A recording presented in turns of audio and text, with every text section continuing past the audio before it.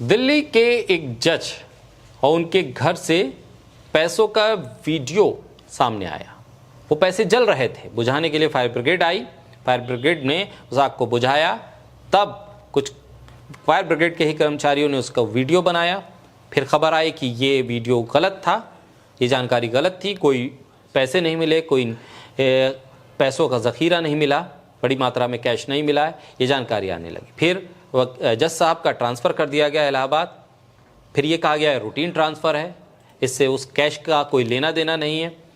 Media में लगातार सवाल उठने लगे, लेकिन बड़े बड़े चेहरे और सरकार खामोश रहे। फिर अचानक से खबर आई एक फायर ब्रिगेड के अधिकारी के हवाले से कि भाई कोई पैसा नहीं मिला था। फिर अचानक से अगले दिन वो फायर ब्रिगेड का अधिकारी कहता है कि मेरे हवाले से जो खबर चलाई गई वो झूठी थी।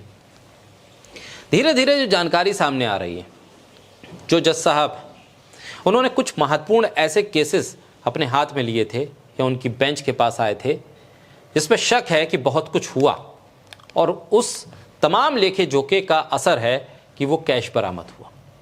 दरअसल इसी शक और शुबा और संदेह के घेरे में रहते हुए तमाम सवाल पूछे जा रहे हैं। ग्रोक से भी सवाल पूछे जा रहे हैं। रोहिणी सिंह ने लिखा और ग्रोक से सवाल पूछा कि दिल्ली उच्च न्यायालय का कौन सा निर्णय है जिसने मोबाइल टावर कंपनियों को राहत दी, कर राहत में क्या शामिल था।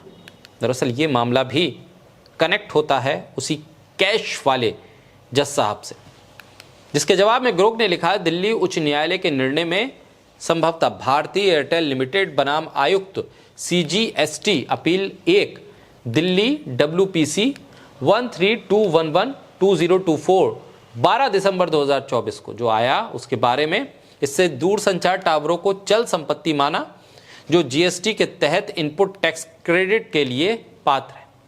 कर राहत कंपनियों को टावर निर्माण इनपुट और सेवाओं पर ITC का दावा करने की अनुमति देती है। इसे पहले अस्वीकार कर दिया गया था, लेकिन इसे बाद में मान लिया गया।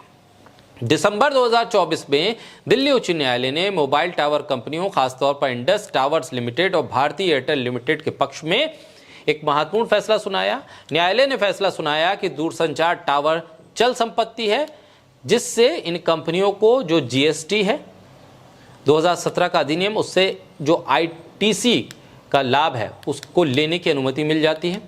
इस फैसले की वजह से इंडस टावर के खिलाफ 5454 करोड़ की GST मांग को खारिज कर दिया गया। ये केस था यशवंत वर्मा के पास, वही यशवंत वर्मा जिनके घर से पैसे मिलने की खबर आई थी। 14 मार्च को जस्टिस वर्मा के आवास पर आग लगने की घटना सामने आई, लेकिन उसके बाद जो हुआ वो पूरे देश में सन्नाटे की तरह छा गया है।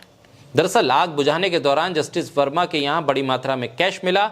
दिल्ली हाईकोर्ट के जज जस्टिस यशवंत वर्मा के आधिकारिक आवास पर बड़ी मात्रा में नकदी मिलने के बाद न्यायिक ड्यूटी से उन्हें हटा दिया गया। दिल्ली हाईकोर्ट के चीफ जस्टिस GK उपाध्याय ने सोमवार को कहा कि हाल की घटनाओं के मद्देनजर जस्टिस यशवंत वर्मा को अगले आदेश तक तत्काल प्रभाव से सक्रिय ड्यूटी से हटा दिया गया। जस्टिस वर्मा ने दावा किया कि स्टोर रूम में रखा गया पैसा उनका या उनके परिवार के किसी सदस्य का नहीं है। उन्होंने कहा कि इस बात की वो निंदा करते हैं, कथित नकदी उनकी है, ये बिल्कुल असत्य है। जिस कमरे में आग लगी और जहां कथित तौर पर नकदी मिली वो एक आउट हाउस था, यह मुख्य इमारत नहीं थी जहां जज और उनके परिवार रहते हैं। CJI संजीव खन्ना ने शनिवार को 3 सदस्यीय कमेटी बनाई है वरिष्ठ न्यायाधीशों की, जो इस पूरे मामले की जांच कर रही है। अब सवाल ये उठने लगा, लोग शक कर रहे हैं कि भाई ये कहीं पैसा वैसा तो नहीं कि फैसला सुनाने के लिए कुछ हौसला अफजाई कर दी गई हो, कुछ राहत दे दी गई हो, कुछ पहुंचा दिया गया हो, पैसा चला हो, वहां रुका हो, फिर आगे जाना हो पैसे को। आखिर वो पैसा कैसा पैसा था जो जल गया और उसका कोई मालिक नहीं मिल रहा। जज साहब कह रहे हैं कि घर तो मेरा ही है, लेकिन घर से बाहर मेरे उस कैंपस में एक कमरा है, उस कमरे में जो पैसा है वो मेरा नहीं है, बाकी घर मेरा है।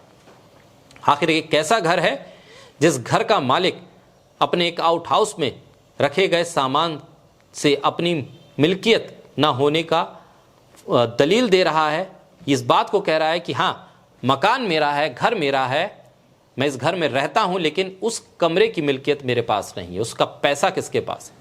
क्या वो कमरा कभी खोला नहीं गया? उसकी चाबी किसके पास रही?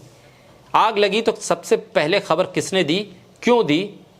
उस आग तक जो फायर ब्रिगेड के कर्मचारी पहुंचे, उन्होंने क्या देखा और क्या सुना? इस तमाम चीज़ों के बीच में जज साहब और उनसे जुड़े हुए केसेस, जो पुराने केसेस हैं, कॉरपोरेट से जुड़े हुए केसेस हैं, वो उखड़ उखड़ कर बाहर आ रहे हैं। ऐसे में शक गहरा रहा है। अभी इंतज़ार इस बात का है कि जो 3 जजों की कमेटी है उसकी जांच में निकलता क्या है।